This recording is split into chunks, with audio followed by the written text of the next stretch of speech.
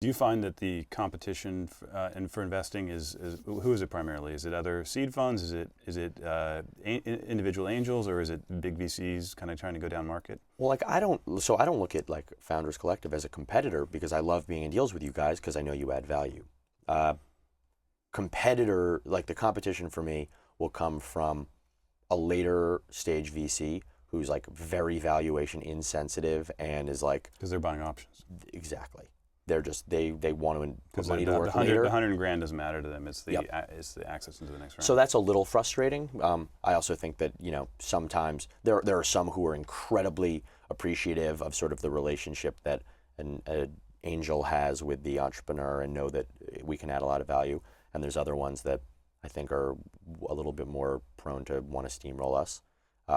And then there's also I think a lot of the competition just comes from sort of dumb money. Like I saw The Social Network, and like there's lots of people like, and I want to be an investor in a billion-dollar company. People that maybe are smart at their hedge fund job, amazingly or in smart real at their estate or whatever, but they're just not. They shouldn't be. They didn't become very successful and affluent by being stupid, but they're not professional investors in tech, and they see something neat and they see a slick app and they see something that's cool and they throw money at it and they don't understand like the ecosystem and they don't understand the process, and it mucks it up a little.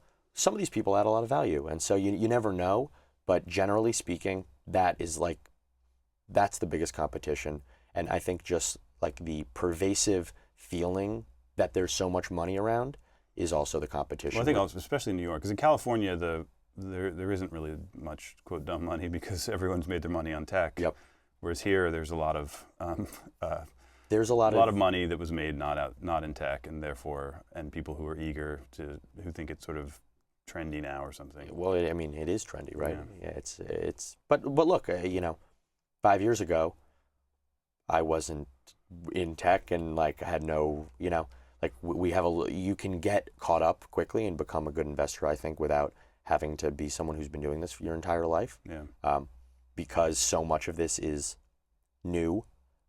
There isn't like a real game plan or like a formula for success necessarily, but we see right now, and particularly over the last year, there's some silly checks being written, and you talk to entrepreneurs who are like, I'm raising a $500,000 round. I have a hedge fund guy who will do the whole thing. I'm going to close it in 2 days. If you want in, you can get in. Otherwise, I'm just going to take it from him. And I'm sort of like, that's probably not the best thing for you as an entrepreneur, but I'm like, nothing I can do. Like you have the offer. Yeah, I think what happens is if the company does great, if sort of the top 10%, then who your investors are and all, it doesn't matter. You'll raise more money, you'll be successful. The bottom 10% will fail if you're terrible, you'll fail no matter what. And then in the middle, it actually does matter, like who's around you and how much they can help. And I think people need to think of it as in terms of the lifetime dilution, not just that dilution in that round. 100%. I mean, getting a Fred Wilson in the first round will dramatically help you in the next round to the extent that it'll more than make up for any discount you might have given. No, and this is something that Moot, Chris Poole, as he just went and did his round for Canvas, was incredibly. It was really cool to see how mature he was about this whole experience and how he raised from Fred, but his thinking was he had money coming at him from left and right. He could have done a much higher valuation. Much higher, and he said, "Look, at the end of the day, like Fred's an awesome person to have involved. USV's great. Fred's going to be on my board. Like, what I'm going to go and like save myself 3% of the company. Like, this is how I'm going to be successful, surrounding myself with great people, and great investors can be just as important as great team members if you use them the right way." Mm-hmm. Okay, great. Well, I think we're out of time, so thanks so much for being here. Thank you for having me. I like your show. Oh, thanks.